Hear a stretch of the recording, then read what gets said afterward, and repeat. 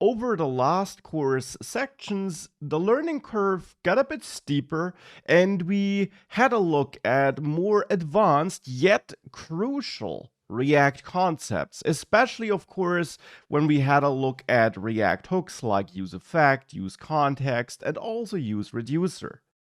Therefore, before we dive deeper into React, this course section is there for you to practice what you learned together with me by building another course project, the food order app. Now, of course, we have demos in all course sections, but this is another slightly bigger application where all the key things you learned throughout the last course sections again come together and can be seen in the context of a bigger project. And of course, we're not just going to have a look at those concepts covered in the last section, but we will again see all core React features in action, including components, state, and much more.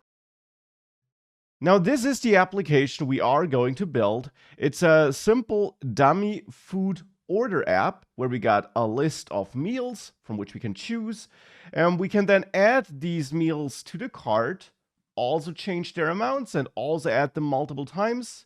And of course, we can also view the cart to see what's in the cart here. We can also change our cart from that page if we want to.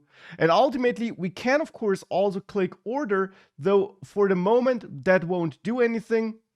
Instead, it will just add a little output here in the console, but we will of course also have a closer look at how we can store that in a database or do other things with that later in the course. But for the moment, this application is there to practice all those key features we had a look at over the last course sections. Now, if you feel like it, you can of course also try this on your own. Attached to this lecture, you find all the CSS files I plan to use throughout this section, and these file names also give you an idea of which components I plan to use, but this is totally optional. It is a nice practice, but it will also be a big challenge. Therefore, it might definitely be worth a try, but we can also simply walk through all of that together to again practice all these key concepts step by step together to make sure that after this course section, everything we learned up to this point is super clear.